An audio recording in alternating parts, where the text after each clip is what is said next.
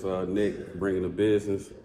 Hey, I got this interview right here with my guy Willis. Hey, it's an interview that I talked to him about like a year ago, Yes, sir. Yeah, yeah. and it's all my fault, man. Just bullshit, you know what I'm saying? Just bullshit, you know what I'm saying? Thinking like I got all the damn time in the world. But hey, it's good that we doing it now. We're in Houston, matter of fact. We're in Houston, Texas.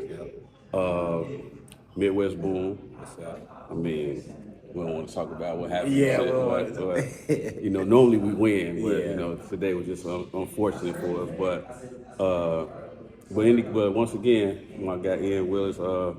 Man, bring the business about yourself, man. What's going on? Ian Willis, class of 2025 receiver. I go to St. Francis in Illinois. Recently, I picked up my first couple offers from Miami of Ohio, Bowling Green, Kent State, and what was my other one? Miami, Ohio, Bowling Green, Kent State, and When Marshall. Marshall. Yeah. Yeah, Marshall. That was my first one. So, Yeah.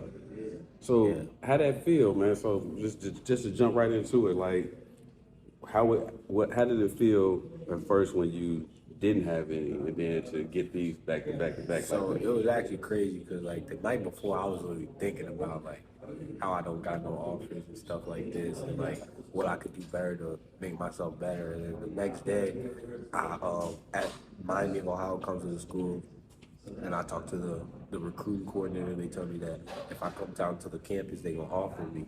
Okay. And then so I'm excited about that already.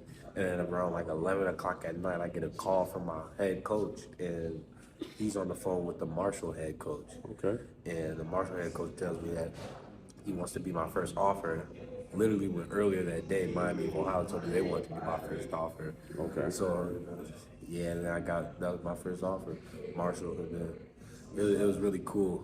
It was really cool to get that offer at that time of night. Like, I was really excited. I couldn't go to sleep. I bet. Because since it was so late, I had to post it the next day. So I couldn't go to sleep. I couldn't wait to post it. So yeah. And then that Sunday, so that was on a Thursday. So that Sunday, I went down to Miami, Ohio, and got my second offer. And then recently, last week, I got Bowling Green, and then right after that, I got called by the quarterbacks coach from Bowling Green. He gave me an offer. He's at the school.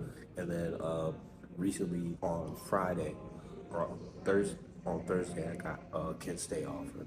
So walk me through. So like with the coach, your coach was talking to other coaches, and then that's how. Yeah. So these coaches, they come through the school, they talk to me. Like I've talked to a whole bunch of coaches, and I'm in contact with a bunch of coaches right now. But these coaches, they come through, I get pulled out of class, and then besides the Marshall coach who called me, all the other coaches were just in person, and they just tell me, they were like, yeah, so we like you, we love your film, and we want to give you a full ride scholarship.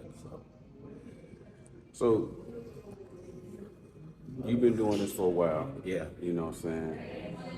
Who's your favorite receiver? And it's a two-part question. Who's your favorite receiver, and who do you think you patterned your game after? So it's actually the same person. Right now, my favorite receiver is Tank Dell, and he's a rookie on Houston. That's crazy that we're in Houston right now. Yeah. So yeah, Tank Dell, that's my favorite receiver right now. I like him a lot. I feel like me and him, we both run like similar routes. Obviously, mine ain't as polished as his, but I feel like me and him both run like similar routes. We literally use same height, same weight, same everything. So that's why I look up to Tank Dell a lot. Okay. So Tank Dell just got this. How long you been following Tank Dell? I've been following Tank Dell since he was at JUCO. Okay. So all right. yeah. Okay. So and then when he went to Houston and all that. So yeah, I love Tank Dell. Okay. So old school receiver. What old school receivers have you? Old school receivers. I mean, I like. He don't really got nothing to do with me, but I like Harold Carmichael a lot. Harold Carmichael. Yeah, he an old receiver. Harold Carmichael. But I think I only like him because he on my Madden team. So Okay. he like 6'9". He overly big. Wow. So yeah, and I like Michael Irvin. Okay. I like Michael Irvin a lot. So that's probably like my old time He picking all his motherfucking Texas receivers. Ain't this some bullshit? I didn't even man? know Percy Harvin was from Texas. Was he? No, I was talking about motherfucking Michael Irvin. Oh, Michael Irvin. Oh, yeah, Michael Irvin. Yeah, we picking all these Dallas motherfuckers, man. These Texas motherfuckers, man. You know what I'm saying? What about a Curtis Conway or something? You know? I don't even know who Curtis Conway is. You don't know Curtis Conway? He played for the Bears. Oh, he did. I can't think of what school he went to though, but he definitely played for I the like Bears. DJ Moore too. DJ Moore like Moore, that. he Yeah, I cold. like DJ Moore. He cold. I think he's underrated. Yeah, me too. I think he's very underrated. I mean, for him to put up the numbers he put up this year, and then for them to say they don't want Justin Fields. Yeah, I was just about to ask you about that. So what you think about the whole Justin Fields thing? Man, Would you keep Justin Fields? you know what? I want to say yeah, and I say yeah because if you put a good O-line around him and better running back, and I want to say better running back, but I also want to say if Herbert was healthy, Right. you know what I'm saying, because he was pretty much injured for most of the year. Yeah. So you get a good running game, a better offensive line. You got DJ Moore. I would draft Marvin Harrison Jr. Yeah, me too. You know what I'm saying? Or you could package the number 1 pick. You could package that pick, trade down maybe either to 1 to 2 or 3, and you could pick up a dude from is it Washington? What's his name? Zuma or something like that. I can't think his name. Who The other wide receiver they talking about. the one from Washington, number 1 from Yeah, Washington? yeah. So I mean, you can go either way, you know. But if you're gonna keep that number 1 pick, I'm going Marvin Harrison. Jr. Right, yeah, me too. If you put a good line around Justin and a better offensive coordinator, I guess they call themselves picking up a better offensive coordinator. I'd rather keep him. I think me too. you know. I think Chicago don't develop their quarterbacks. They don't. You know what I'm saying? And I just think the Chicago thing as far as the Bears, but I think I don't know. Will you go wrong drafting Caleb though? Yeah, that's what I was thinking too. Like, I don't know. I love Justin Fields. Right, me So too. I wouldn't trade him, but like at the same time, it could be like a little Patrick Mahomes situation. Let Caleb Williams go out and be like the next Patrick Mahomes, then what? Yeah. Then I mean, but it's Ju- all a crapshoot. yeah. You know what I mean? So like if you do that, and it's a double-edged sword. Think about this though. So you draft Caleb, and not to say that he can probably end up a solid quarterback, but what if Justin going to somebody else and he flourish and become, you know what I'm saying? Right. And now you looking like, okay, prime example, Roquan Smith. You traded him away. This motherfucker Yeah, all he pro going linebacker, crazy. you know Yeah, what I'm he saying? going crazy at Baltimore, yeah. You know what I'm saying? So, and I know it's probably financial stuff because they didn't want to pay him as much or something like that. I mean, I'm guessing that's what it was. They got more pieces and stuff because of, you know, trading him. But I mean, look what he's doing now. Right. You know what I'm saying? Not to say our defense not good. Our defense still good, but imagine Roquan in that defense that we got. You know what I'm saying? So, yeah, I don't know. That's a tough decision for the Bears because if it was me, I'm keeping it. Yeah, me too. And You know I'm what I'm building a saying? line around him. I'm Yeah. getting Marvin Harrison. That's I'm exactly keeping what it I'm for doing. sure. You know, I mean, I don't think they should get rid of him, trade him, and nah, it's stupid. It's stupid to me. Right. I think he's shown that he can. That he be can do it, Yeah. yeah. But this is what anything. You're a receiver. Your quarterback only got 2 seconds to throw the ball. You damn near just got the line. Right, At that right, point, you know what I'm saying. So what can you do at that point? You know what I'm saying. So I think it's unfair to judge him when every other time he's running for his life. Right. You know what I'm saying? Right. Even as a receiver, you're going to get frustrated. Right, Because right. it's like, You don't fuck, got no I'm time trying to to get get open, open. but Right. shit, by the time I look back, he's sacked. Right. You know what I'm saying? So, how long, I know you probably been playing for a long time. Yeah. But how long have you been playing, and when did you realize that this is a sport that you love? So my first, I started playing at 8, but I was 7. So my first game was when I was 7, and it's actually a crazy story. Literally, like I remember my first play I ever had. It was a jet sweep, I get the jet sweep, I hit the outside, and I scored. The first time I ever touched the ball in a game. It was a scrimmage, Right. but it was the first time I've ever touched the ball like in like a real in-game Right. situation. But the first time I realized that like I really want to do this, I would say probably eighth grade year when my eighth grade year I went down and I played on this like All American eighth grade team, Okay. and we went down to Atlanta and we was playing like Team Atlanta because we was Team Illinois, so we was playing Team Atlanta, and I made like this one hand catch. Like it was crazy. I mean, we wasn't doing anything. We wasn't moving the ball, nothing. He just Right. threw me a go ball, and I made this crazy one hand catch. And I was like, man, like I could do something.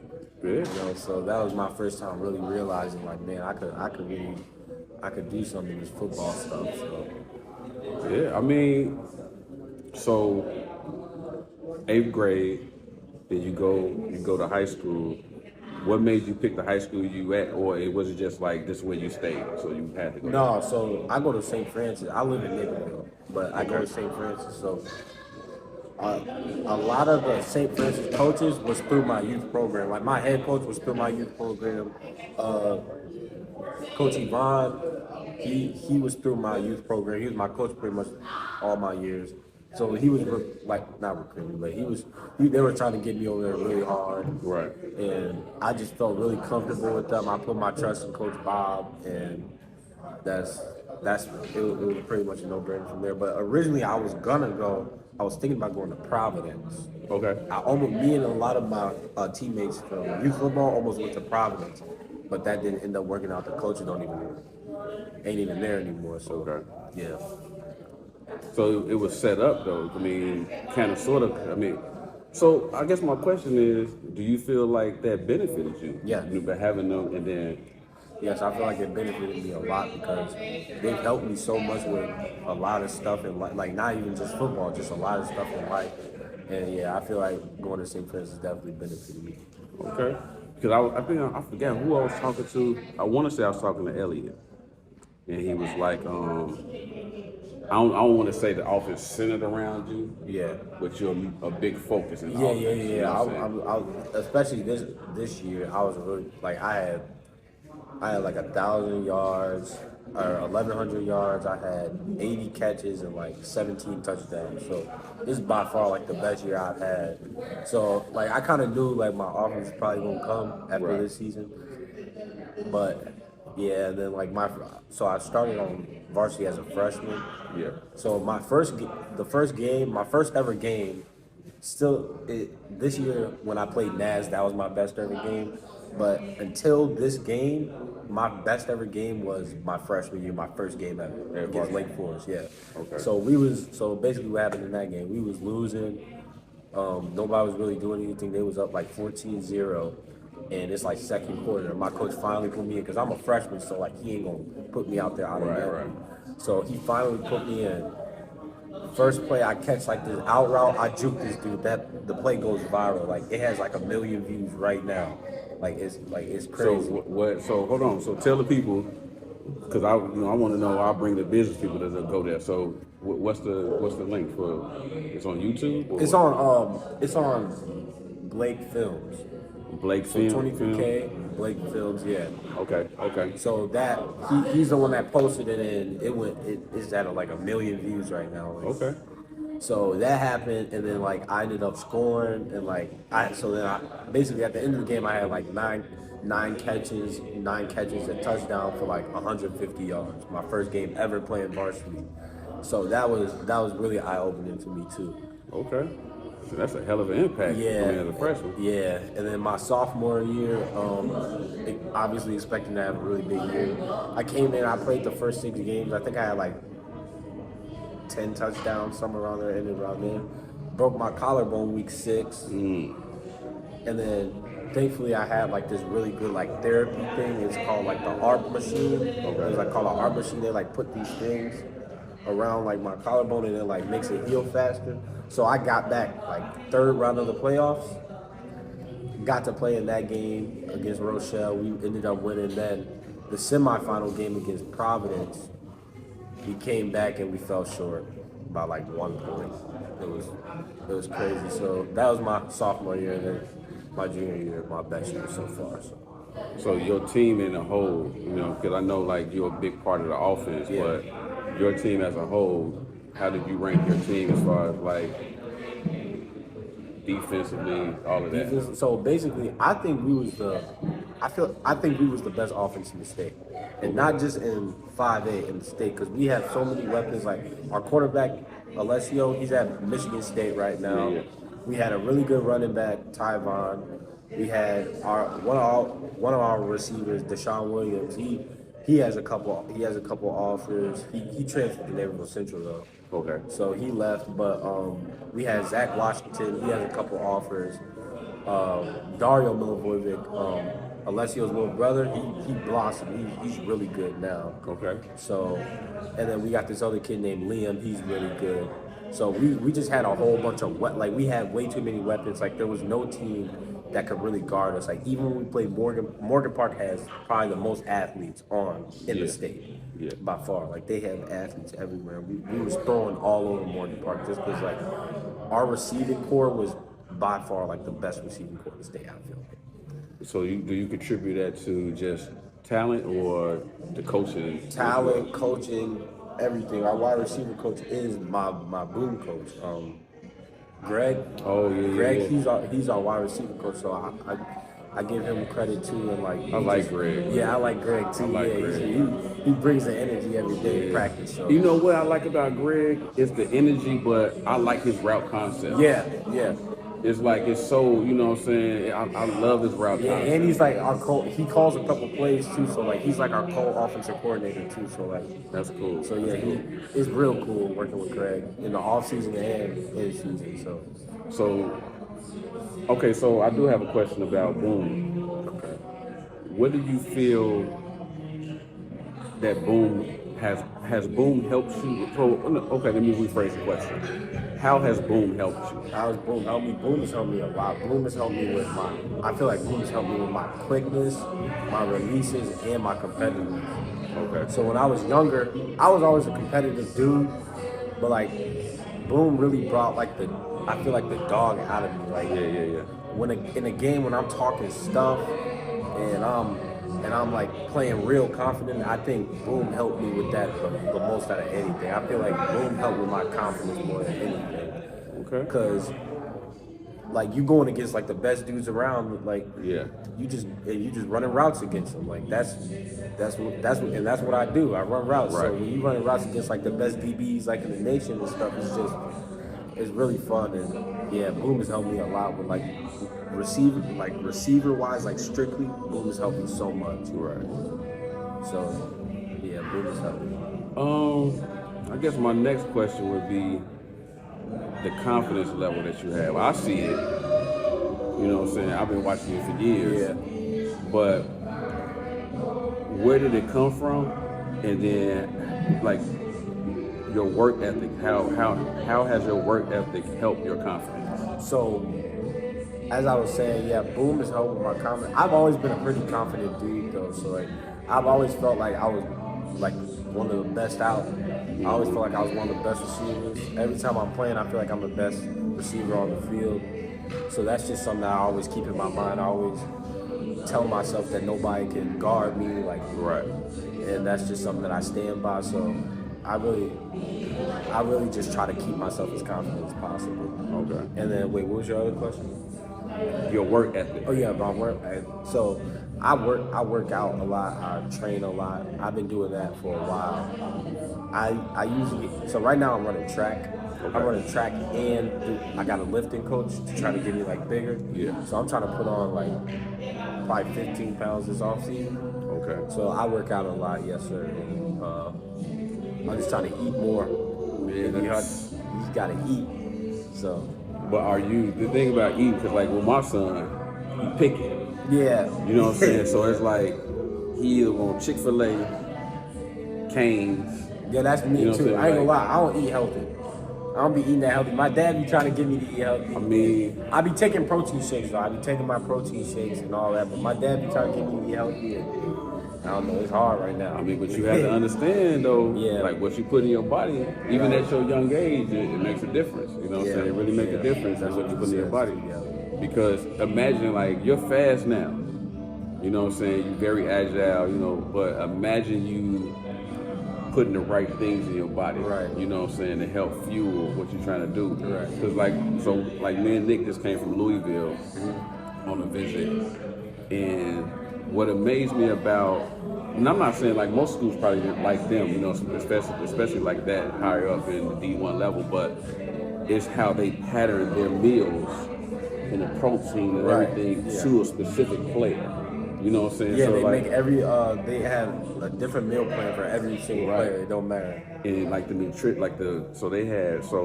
you know, what's his name? Ben. Yeah, Ben. Yeah. So, you know, Ben was there, whatever, and then we talked to the strength and conditioning coach, and he was like, so they work out, after they get finished working out, it's a big buffet of food for them to eat.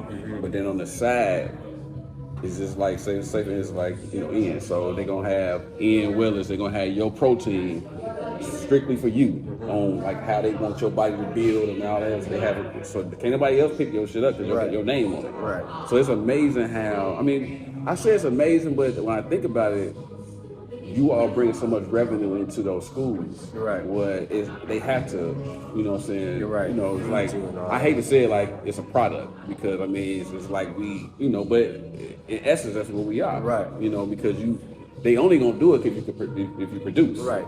So hence product. You know, but it sounds fucked up to say product, but I mean, but it is what it is. But that's how they do it though. You know, and like I say all that to say is what you put in your body, they gonna make, once you get to that, they gonna make sure of this. Right. You know what I'm saying? Because they gonna have you lifting. They gonna say it's a voluntary. You know, if you want to come in, which means bring your ass in there. Right. You know what I'm saying? Yeah. It may be they gonna say it's voluntary, but they really not. Yeah, hell no, you still got to come in there because that's gonna determine if you playing. Right. You know, like, oh shit, Ian ain't come in because he said it's voluntary. Right. Yeah, he sit his ass down there. Right. That's how it is now. Even at my school, my coach says optional lift is never optional. Yeah. Never optional. So. But you should always be trying to, and I tell this to Nick all the time too, and I'll say it to you.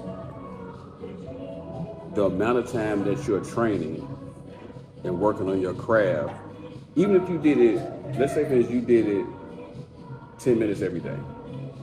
You know what I'm saying? If it's catching a tennis ball, catching, you know what I'm saying, whatever the case may be. Imagine, and I always go off Kobe. So imagine if you're doing your craft every day. Let's say 20 minutes a day. But the average person, the average player who got 4 or 5 offers, say, man, I'm cool. I'm gonna play the game today. I'm good. Right. But imagine if you're doing it every day. Now, eventually, you're gonna be better than them. Right. Like it's inevitable that you're gonna be better than them because while they're taking time off, you're doing something every day. Yeah. You know what I'm saying? And I try to tell that to him too, like, man, look, you know, his ankle been messed up or whatever. So I've been telling him, like, look, you go in the back room of the house and just work on releases. You ain't gotta go full speed. You ain't gotta do it, but just work on it. You know, so get the tennis ball, throw it against the wall, work on your hand-eye coordination. The thing is just you're trying to get 1% better every single day. Right. You know what I'm saying? And eventually, all those receivers that you see who got 15 offers and all that shit, yeah, they got 15 offers now.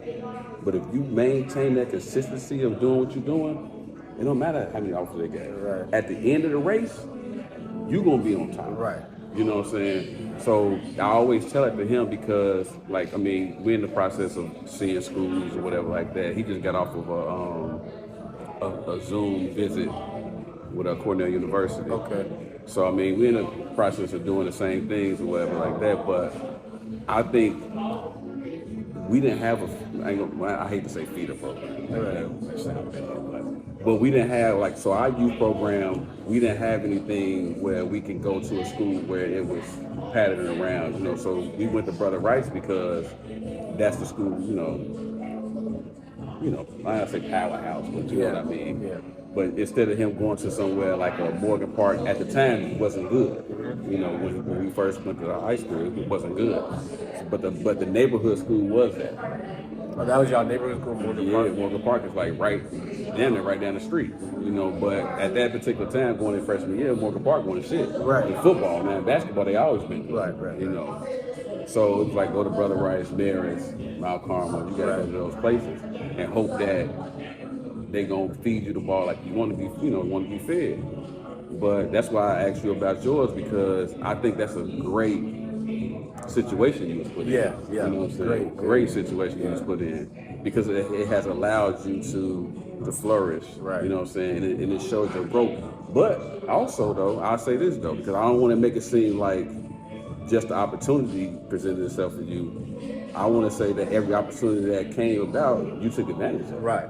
You know what I'm saying? So that's the good thing about it, is because you took advantage of that. Let me say this, man. Get off of something right. Let's talk about some good shit. Yeah. Who you got for the Super Bowl? The Super Bowl, man, I don't want the Chiefs to win. Man. I really don't want. I hate the Chiefs. For real? I hate the Chiefs. Why? I don't like the Chiefs at all. They just annoy me. Man, I gotta hear this. Hold on. They annoy me. I don't Like know what? why. I don't know.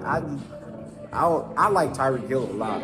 Yeah. Tyreek Hill, I like Tyreek Hill, but obviously, he not with them no more. Right. So after he left, I was like, I don't really care for the Chiefs. And like on top of that, they still do it like I don't like Taylor Swift. I don't like none of that. All that. He said I don't like Taylor Swift. All that extra stuff. Hey man, he don't like Taylor Swift, man. Don't cancel us because this nigga don't like Taylor Swift. We ain't got shit to do with that. That's him talking, goddamn. Motherfucker, the Swifties coming, shut our shit down. Talking about you don't like Taylor Swift and shit. You know what? I personally, not because I don't like, I'm not a fan of Kansas City, but I am a fan of Pat Mahomes. Yeah. I like Pat. Yeah, I like him. But, and I hate to say I want San Francisco to win, because it seems like I got the worst fucking luck when I pick a team. You know, I do. I ain't gonna lie. I want the 49ers to win. I love Debo. I like Trent Williams. I like all of them. I'm rooting for the underdog, though. I'm rooting for the underdog. You know why I'm rooting for the underdog? I'm rooting for the underdog because I consider you an underdog. Right. I consider my son an underdog. I consider you all underdogs because regardless of your skill level and how good you are, how good you can run routes, how good you can catch the ball, you're considered an underdog because you ain't 6'2". I was just about to say our size. You know what I'm saying? So I root for the underdog to win for that reason. Right. Because it's always a certain benchmark of what they want you to be and how they want you to look and all that shit. But if you got the skill, it shouldn't really fucking matter. Right. You know what I'm saying? Exactly. So And that's one thing that every time I talk to a college, they always ask me, do I have any questions? And the question I always ask them is, do you guys have any receivers that look like me? That's a question that I ask every single college that I talk to. And they'll tell, and like pretty much all the colleges are starting to tell me that like they starting to like get out that like the standard wide receiver is 6'2" or all that. They're like, if you can play wide receiver, you can play wide receiver.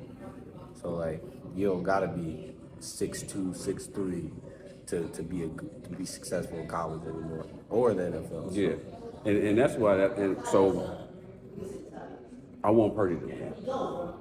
I want Purdy to win because even now he put up some of the best numbers this year, and even with him putting up the best numbers, he's a game manager.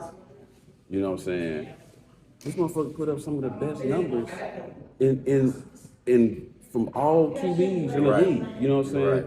And I think, and I was talking to my co-host BC. You know, obviously you ain't with me here because nigga, you in Chicago. But we talked about it, and we was like, I told him, I said, had he been a second rounder, a first round pick, you know what I'm saying, none of this shit would be a question. Right. But because he was the last pick in the draft, Right. it's all these narratives on him. You know what I'm saying? Well, it's because he's in a system with Kyle Shanahan. You know what I'm saying? Right. It's all of these different excuses for why he's good. You know what I'm saying? Even the last game that he played, where he showed he he won with his feet Right. more so than you know what I'm saying. He Right. made plays with his feet. So I'm like, okay, and I asked him. I said, okay, so if he made actual plays, that didn't have shit to do with the offense, Right. Because the shit broke down and he had to make something from it. Right. I'm like, so now what you say? But you still got, NFL guys who, of course, they feel like they know more than me and you because Right. they in the NFL. Yeah. They still label him a game manager. But I want him to win because one, win and give me my motherfucking bread. Right. You know what I mean? Betting on him? Hell yeah. Win and give me my bread. And then it's like, even for him to get his bread, though. Right. Of course I'm a bet. Right. I always bet on Super Bowl. Right. But I want him to win, and then he look at everybody and say, "Now give me my motherfucking money." Right. I gotta give me some money now. Right. Like fuck this rookie contract. I'm only getting paid $300 and some thousand. With the quarterbacks that's I'm facing getting paid that in the game. Right. You know what I'm saying? Right. So, but I'm rooting for the underdog. I'm definitely rooting for the underdog because that reason. You know what I'm saying? For guys like you, guys like my son, who they feel like it has to be a certain type. You know what I'm saying? I want you all to win. So because when I see you had the offense, man, I was happy. You know what I'm saying? For real, because I feel like I look at you, I look at your size, I look at your speed, look at you how you run routes. I'll see my son in that. Right. You know what I'm saying? Now, do he got some polishing to do? Yeah, I mean, he hurt now, but I felt like, I feel like, I'm not gonna say felt, I feel like this year, he's gonna show that both of you all are, you know what I'm saying? Because I feel like when I see you, I'll be like, man, Nick could do it. yeah, right? Nick can do it. You know what I'm saying? And I've always felt like that, but even last year when I seen you, well, I've been seeing you play for a while. Yeah, right. But last year when you were playing and I seen they had you on yellow, I said, that shit ain't gonna last long. Yeah. Yeah. Because you was killing. Yeah, right. I said, that shit ain't gonna last long. You know what I'm saying? And I love to see it, and I called it out. I called the shit out because every game that you played, and I was like, yeah, this shit ain't gonna last long. Yeah. You know what I'm saying? Right. But I love to see it, man. Always love to see you play. You know what I'm saying? Ever since I've seen you play, for it's been years now. Yeah, it's been a long time. But I see the growth. You know what I'm saying? And all the other receivers are good. Yeah. I'm not taking nothing away from all the other receivers and whatever, but nobody does what you do. I mean, when you think about it, who make people miss like you? I mean, me personally, Quinn a good receiver. He catch the ball. You know what I'm saying? Nothing wrong with that. Who else? Talent Is good. You know what I'm saying? But nobody makes people miss. Yeah. Like you make people miss. Yeah. You know what I'm saying? And that's a skill. Right. That it's a talent and it's also a skill that I know you work on. Right. So it's like one of those things where I be like, yeah. I love seeing that shit. Yeah. You know what I'm saying? So, man, hey, I appreciate you coming. You know what I'm saying? I appreciate you having me on. Yeah. Hey, and I'm gonna say it on the thing that I got you a T-shirt. I don't have it for you right now because but next time I see you, All right, for sure. I got you. What size you at? Medium. So at boom practice on Sunday, I'm expecting the T-shirt. Hey, I got the T-shirt for him, man. I got the T-shirt for sure. You know what I'm saying? He ain't gonna make me out no motherfucking lie. I got the T-shirt. But man, once again, man, another dope interview with Ian Willis. Man, tell the people where they can find you. Man. You can find me on Instagram at Ian Will WIILL. On Twitter, Ian Willis 0. And yeah, that's pretty much it. And we're gonna check out that million views on the YouTube page. Yeah, We're gonna definitely check that out, man. Instagram, yeah. It's on Instagram? Yeah, it's on Instagram. On Instagram. We're gonna check. Tell them that again on Instagram so we can. It's Blake Films, and if you go to his most viewed, I'm his most viewed.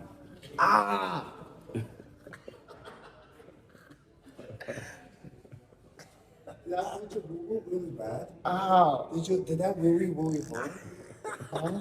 Did it really hurt your boo-boo? Yeah, it did. It really did? Yeah. It made it stop bleeding. Yeah, I fixed it, bro. It's been bleeding. All I did was stimulate the nerves. To help Ah. heal. You're welcome. Hey, you might as well come on in here, man. Cause we recording. Go ahead, come on in. Oh, here, my bad. No, that's all right. My bad, I didn't even know. That's all right. Come on. I didn't even know. That's my bad.